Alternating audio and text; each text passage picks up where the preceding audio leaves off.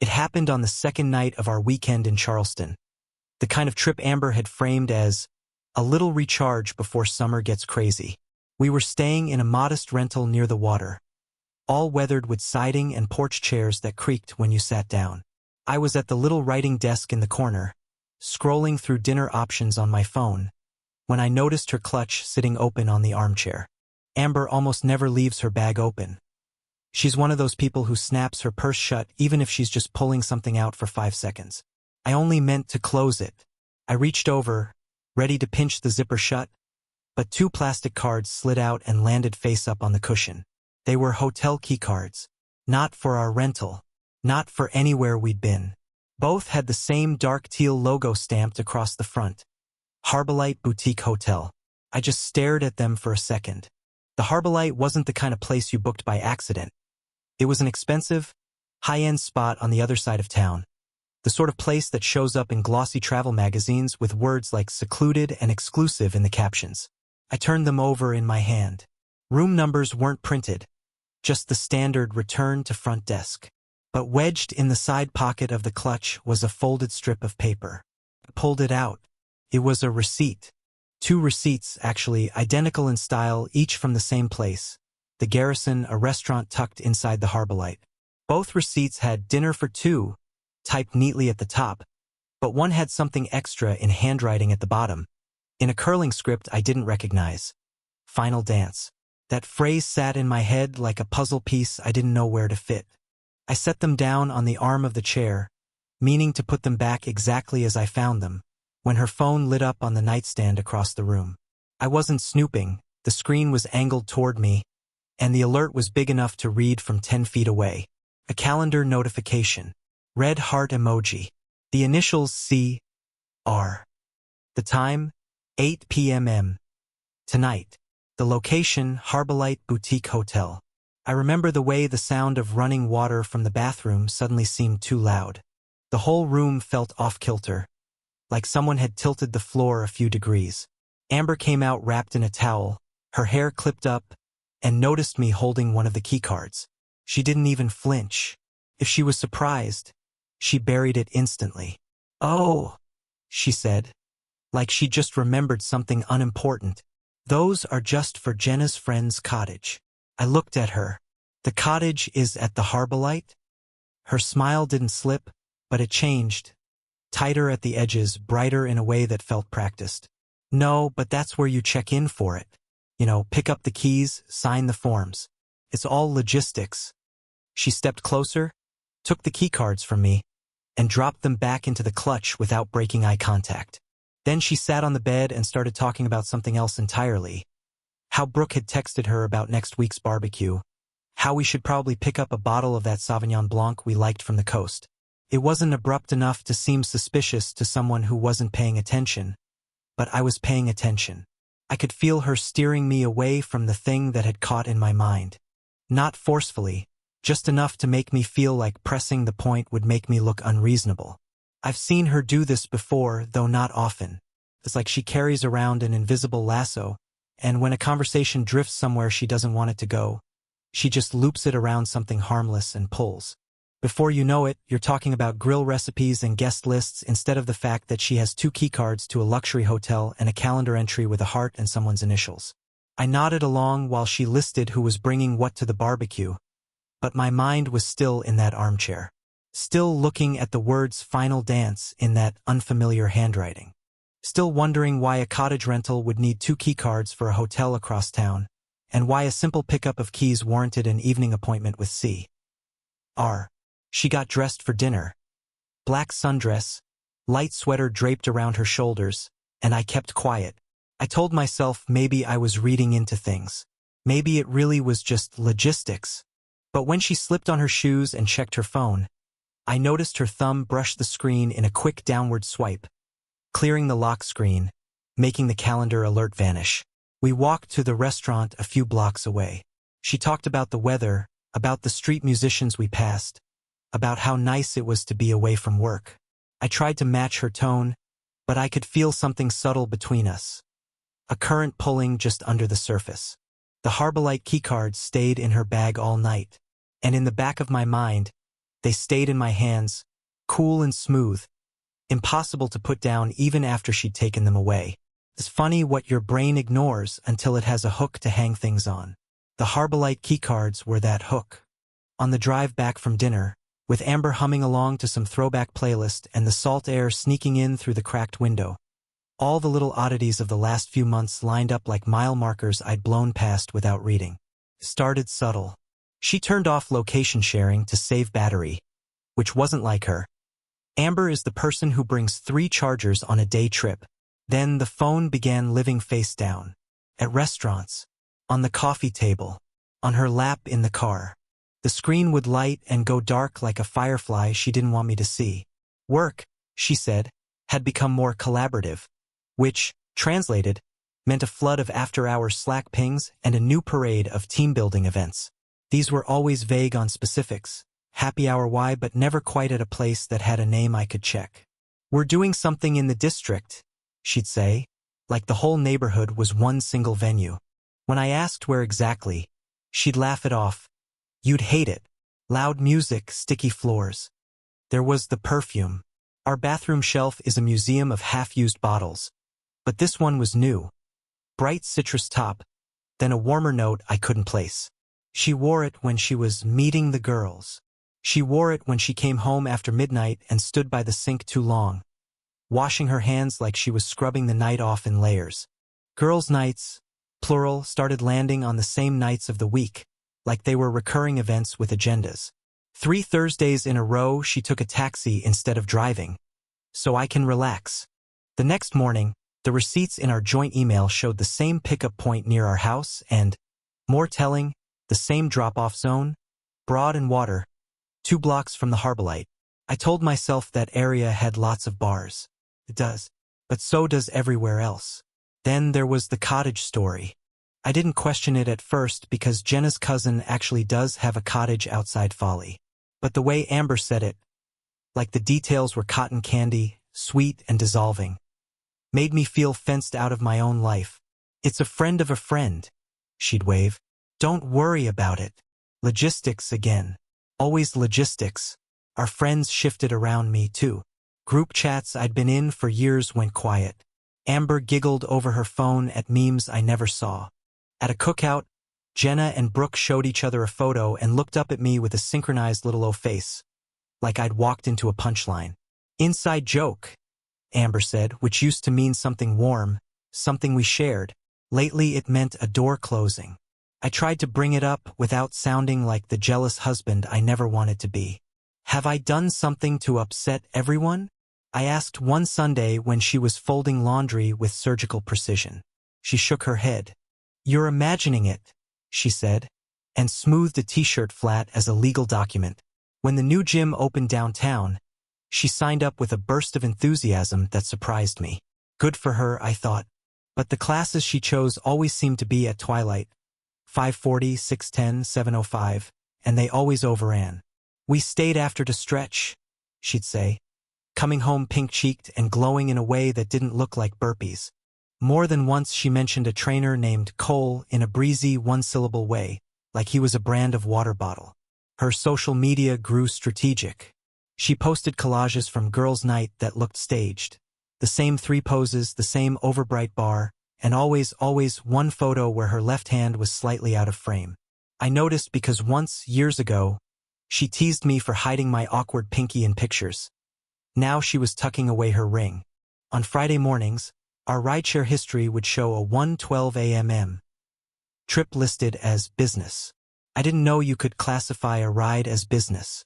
I asked her about it, only half joking, is Thursday girls' night now a corporate expense?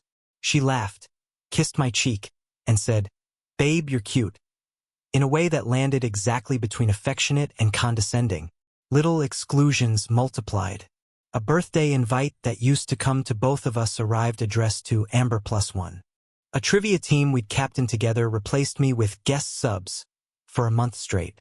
Even the neighbors, people I'd helped move a sofa for, started telling stories that assumed I'd been somewhere I hadn't, like, remember that rooftop bar? I didn't. I remember waving from the window when she left. There were practical tells, too. The passenger seat in her car moved back a click, as if to fit longer legs. A faint smudge on the inside of the windshield, far on the right, like someone had propped a wrist there. Spotify's recently played, filled with playlists I'd never seen before. Driving beats, Midnight City, Rooftop Sundown. Somebody's aesthetic, even if it wasn't hers to begin with. The calendar habits changed. She used to share events with me, dentist appointments, weekend trips, a reminder to call her mom. Then entries went private. I'd learn about plans secondhand. A work brunch that ended at twilight, a volunteer thing, with no organization named. When I asked what she'd signed up for, she stretched the word long. Oh, it's just community stuff. The vaguest good deed in the world. Money told stories, too. Small ones. A sequence of charges around the hotels we never stayed in, a lobby bar here, a cafe connected to a lobby there. Not huge amounts, nothing flashy. Just a breadcrumb trail through foyers and valets and elevators that weren't ours. On one statement, Harbolite Valet $18. She said she'd met Tess at a bookstore. Must be a glitch, she shrugged. The confidence of that shrug did most of the persuading. Holidays gave me a longer lens. At a December party, I watched Amber and Jenna take a series of photos in front of a wreath wall. In one, a man's shoulder and half a jawline cut into the frame. Too close, then gone in the next sh*t like someone realized the crop needed solving.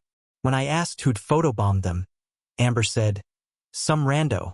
Later that night she scrolled back through the same photos, smiling at something I couldn't see. Even our fights were different. Not bigger, smaller.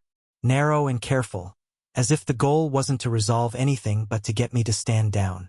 If I asked a pointed question, she'd counter with a smaller, answerable one and then offer a distraction. Did you move my charger? And suddenly we were inventorying chargers while the bigger question escaped out the window like steam. I remembered a Saturday she'd canceled on my parents last minute. Migraine, she texted my mom from the couch. Lights off, blanket pulled up, I brought water. I made sure the room stayed quiet. Around 4, she said she felt better and went upstairs to shower. The new perfume floated down the stairs a few minutes later, citrus warm and impossible to ignore. She came back in jeans and lipstick and said she might go for fresh air. I watched the door close and told myself fresh air sometimes smells like someone else's cologne in crowded places. If you asked me in June whether Amber could cheat, I would have said no with my entire chest. She was the practical one, the organizer, the person who carried granola bars for other people. But practicality works just as well for planning a second life. The evidence didn't announce itself. It accumulated in layers, like humidity, until you only notice it when you realize you're sweating. Still, I tried to be generous. I told myself marriages have seasons. People change gyms, perfumes, routines. Friends form subgroups. Phones get flipped over. This modern life, and not every sharp edge is a betrayal. I clung to that. I really did. But after Charleston, I had my hook. I replayed the way she'd said logistics, bright and quick, like she was tossing confetti over a trapdoor. I replayed the downward swipe clearing the heart from her lock screen. I replayed how she slid those keycards back into her clutch and then sat on the bed like a teacher changing the subject. The next week, when she said she had another team thing, I heard the capitals in it. Team thing. I asked, where is it? She said, downtown. I said, where downtown? She said, babe, and rested her palm on my forearm like a paperweight, keeping the question from blowing away. You'll make fun of it, she said. It's silly. Then she left an address that looked like she wanted to be seen by someone who wasn't me. I stood at the window, watching the taillights soften into the evening, and felt an emptiness I couldn't file under logistics. If I was overreacting, why did everything suddenly feel like staging? Why was I learning my own marriage in the negative space, the things omitted, blurred, cropped? I didn't have proof yet, but I had pattern. And once you see a pattern, it becomes impossible to unsee. The turned-off location, the face-down phone, the sudden team building with no address, the perfume that arrived and then became part of her, the taxi rides triangulating to that same block by the Harbolite, the jokes that excluded me, the ring absent from frames. A single, deliberate pattern. And now it had a name I was almost afraid to say out loud. The morning after the keycards, I woke up with that heavy, metallic taste you get before a storm. Amber was already dressed in leggings and a breezy sweatshirt, saying she wanted to grab coffee by the pier before the beach traffic got bad. She kissed my forehead and left the rental with a flurry of keys and sunscreen, all lightness and weekend energy. As the door clicked shut, the room finally sounded honest, quiet enough for me to hear my own doubts. I sat at the little desk with my laptop and opened our joint bank app. It wasn't a plan so much as muscle memory. I handle the autopays, the subscriptions, the boring scaffolding of our life. Recent charges loaded and scrolled like a roll of paper unraveling. 2 entries leapt out. Harbolite Boutique Hotel, deluxe room deposit, $412. 76. Harbolite Lobby Bar, 4-2, $68. 50. Both were time-stamped last night, when she told me she was tired from the drive. I clicked the room charge. The reservation screen showed guest, Amber Holden. Under additional guests, a name I'd never seen linked to her life. Invited companion, Cole Rivera. A hotel, a specific room. The note about an invited companion. The bar check for 2. The initials on her calendar C.R. stood up and introduced themselves. I tried to rescue myself with maybes. Maybe invited companion was a software quirk. Maybe Cole Rivera was a property manager for Jenna's friend's cottage. Maybe the Harbolite acted as a key hub for nearby rentals. But maybes don't survive a phone call. I called the Harbolite. The agent's voice was calm, bright, unhurried. I gave my name and said I was confirming a reservation my wife might have made for us. I read the card digits. She put me on hold. When she returned, she recited my undoing. One night deluxe king under Amber Holden. Invited companion Mr. Cole Rivera. Check-in at 7:42 p.m. Checkout scheduled for noon. Would you like me to add amenities for your return? Return. The word fell through me. I asked her to email the confirmation. Seconds later, it was in my inbox. Harbolite confirmation, Holden/Rivera. Seeing our name joined to his by a slash made my hands go cold. Proof is clarifying in a way pain rarely is. It doesn't care about plausible excuses. It just sits across from you and points. I walked to the Harbolite. Inside, the lobby was all white orchids and hushed air. I showed the manager my email. He scrolled, nodded. 2 guests, IDs verified. Lobby bar, 2 glasses transferred to the room. Dinner at the Garrison. Note says, final dance. Final dance. The same words I'd seen on the receipt in her clutch. I thanked him, walked away. Near the elevators, a security officer watched the crowd with professional stillness. I asked if he could confirm who checked in. He wouldn't disclose details but tipped his chin toward a reflective panel. Lobby cameras are for safety. They're on. This is the angle they cover. It wasn't a leak, it was a mercy. I didn't need the footage. I needed to know it existed. Outside, the wind picked up. Amber texted a photo of coffee, the lid marked with a Sharpie heart. Miss you. I stared at it and imagined the ring she wore when the bar tab said, for 2. I called the hotel again. Has checkout happened? Not yet, the agent said. Noon. Noon drew a box around my denial and wrote exit on one side. I didn't wait there to watch. I went back to the rental, placed the keycards on the desk like small bones the tide had returned. When Amber came in with that sunlit smile and coffee she knew I liked, I said, I called the Harbolite. They confirmed you're deluxe king, and your invited companion, Cole Rivera. She froze, then reached for the word she'd rehearsed. It's logistics. Cole's helping with the cottage. Stop. I have the email, the charge, the times. The bar tab says, for 2. The restaurant note says, final dance. I stood in the lobby. They read me your check-in. She blinked, twice, tried to braid excuses into a rope that wouldn't hold weight. That was the hour the story I'd been telling myself lost to the one the facts told me. Not a misunderstanding. Not me being dramatic. A room. A companion. A timeline you could set your watch by. The affair didn't start that morning. But that's when it stopped being mist I could wave away. That's when it took shape, put on a name tag, and waved back. The next morning, we were supposed to be heading toward what Amber kept calling the Bay House. I had stopped asking for specifics. Every answer seemed to unravel into something else.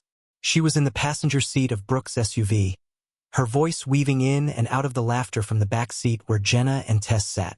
I'd been riding sh*TG* and all trip, but this morning she told me it'd be more comfortable if I took the third row so Tess could stretch her legs. I sat behind them, knees pressed against a cooler, watching the tide of inside jokes flow from the front to the back seats without touching me. I caught fragments: Final Dance, Cole's playlist, Wait Until the Bay House, followed by bursts of laughter. My name never came up. We pulled into Wilmington around mid-morning, a small coastal town with brick sidewalks and salt-weathered storefronts. Amber leaned over the seat, handed me a folded bill and said, "We're going to run into the market. Can you grab us some bottled water? Maybe snacks for the road?" I didn't think twice. I stepped out, stretching my legs, and crossed toward the market's wide glass doors. Inside, the cool air hit me, smelling of citrus and coffee. I grabbed a basket, picked up a few things, then reached into my pocket for my phone to check if they wanted anything else. My hand came up empty. No phone, no wallet, no keys. I hurried outside, expecting to see the SUV idling by the curb. The space was empty. At first, I thought they'd parked somewhere else. I walked the block, scanning both directions. Nothing. I checked the small parking lot across the street. Empty. The bottle of water sweated in my hand, the heat already rising off the pavement. They weren't there. I told myself it was a misunderstanding. Maybe they'd looped around to find a better spot. I stood on the corner for 10 minutes, then 20. No messages, no calls. The reality seeped in slowly, like water under a door. They had left me. No phone, no wallet, no ID. Just a basket of snacks I hadn't paid for and a folded bill. $5 in my pocket. I went back inside the market, put the snacks down, and asked the cashier if she'd seen where the women I came in with had gone. She shook her head. They took off quick. One of them said something about teaching you self-reliance. The words landed like a slap. I stepped outside again, scanning the street. My mind raced through possibilities. Was this a joke? A test? Some twisted bonding exercise? I sat on the bench outside the market, trying not to look as stranded as I felt. After nearly an hour, a man in a weathered baseball cap approached. He owned the hardware store next door. "You all right?" he asked, glancing at my empty hands. I explained what happened, the words tasting ridiculous even as I said them. He frowned. "That's not right. You need a place to sit? We've got AC in the shop." I followed him inside, the cool air and smell of lumber making my head clear a little. He poured me a cup of coffee from an ancient drip machine and let me use the store phone. I tried calling Amber's number. Straight to voicemail. Jenna's too. Brooks rang twice, then went dead. By noon, I realized they weren't coming back. Not soon, maybe not at all. The shop owner, his name was Carl, scribbled an address on a receipt. "Go here," he said. "It's a community center. They've got a shelter, hot meals. Tell them Carl sent you." The center was a few blocks away, a squat brick building with a faded mural on one side. Inside, the air smelled faintly of bleach and oatmeal. The woman at the desk didn't flinch when I told her I'd been left without my things. "You'd be surprised how often it happens," she said, sliding a clipboard toward me. They gave me a cot in a corner of the dormitory space, a towel, and a set of donated clothes that didn't quite fit. The disorientation was worse than the embarrassment. Less than 6 hours ago, I'd been in a car with my wife and her friends, headed to some vacation house. Now I was here, surrounded by strangers, my whole situation reduced to a line on a shelter intake form. That evening, I found work washing dishes at a roadside cafe a mile away. The owner, a wiry man named Luis, didn't ask too many questions. "Cash pay," he said, handing me a bucket of soapy water. "You work, you eat." It was the first deal all day that made sense. At night, lying on the narrow cot, I replayed everything. The look Amber gave me when she handed me that $5 bill, the way Brooke's eyes flicked to the rearview mirror as I stepped out, the laughter fading as the SUV pulled away. It wasn't an accident. It wasn't a joke gone wrong. They'd planned it. The next day, I walked back to the market to see if anyone had noticed more. The cashier remembered them leaving. They were laughing, she said. One of them filmed you walking in. Said something about posting it. My stomach tightened. I asked Carl if he'd be willing to put something in writing. Sure, he said, scribbling a statement on store letterhead. Saw 3 women drive away, leaving man outside market without phone, wallet, or keys. He signed and dated it. That night, I logged into my email from one of the center's old desktops. My bank account showed small charges in nearby towns, gas stations, cafes made after they'd left me. They'd used my card. My social media showed a new post tagged by Jenna. A blurry photo of me crossing the market parking lot. Caption learning independence. LOL. I took *TS. I printed them. I wrote down dates, times, names. This wasn't just abandonment. It was humiliation, documented and shared. By the 3rd night, the shock had burned down into something steady. I wasn't going to beg them to come back. I wasn't going to wait for an apology that wouldn't arrive. I was going to make sure what they'd done had a record, one they couldn't laugh away. I stayed at the community center for 3 nights, working morning shifts at the cafe and using every spare hour to piece together what had happened. Not just the abandonment in Wilmington, but the larger picture, the Harbolite charges, the receipts, the calendar entries, the hotel manager's polite voice reading me her check-in with Cole Rivera. It was all one line of the same story. Amber still hadn't called. No apology, no explanation. But the silence didn't mean there wasn't activity. If anything, it was louder than words. Her friend's social media lit up with photos from the Bay House. Laughing on the deck, champagne flutes clinking. A group selfie where Amber stood in the middle, wearing the same sundress she'd worn when she left me at the market. Under one post from Jenna, someone had commented, "Where's Ryan?" The reply, "Getting a life lesson." I took *TS of everyone. On the 4th morning, Tess walked into the cafe while I was refilling coffee mugs. She kept her sunglasses on until she was right at the counter. "You don't deserve what they did," she said quietly, sliding a folded slip of paper toward me. Inside was a USB drive, taped to an index card with the words, "Don't say my name." Back in the shelter's computer room, I plugged it in. One file, an audio recording. The playback crackled with background noise, but the voices were unmistakable. Amber's, Jenna's, Brooke's, and Tess's. They were in a car, maybe the same one they'd left me in, laughing about how they'd leave him without anything for an hour. See how he copes. Brooke's voice. "An hour? Let's make it 2. Teach him not to be so clingy." Amber, "He'll be fine. He knows people." Jenna, "I'm getting video for the group chat." The laughter was the worst part. Not nervous, not unsure, pure amusement. I copied the file twice, uploaded one to cloud storage, and burned the second onto a CD from the shelter's dusty drawer of blanks. Proof, not speculation. That evening, Carl waved me into his shop office. "Got a call from a detective friend," he said. "Says you can file a report for deprivation of property and maybe emotional distress if you've got evidence." I did. More than I'd had the day they drove away.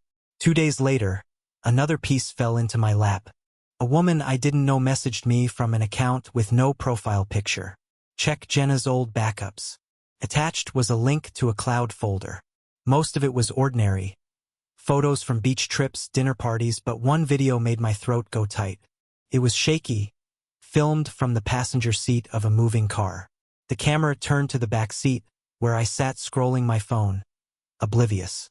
A voice, Jenna's, whispered, "Phase 1, drop off." The camera swung forward to catch Amber laughing as she turned into a parking lot. "Lesson in independence begins," she said. The video ended before they pulled away, but the timestamp matched the market surveillance footage Carl had mentioned.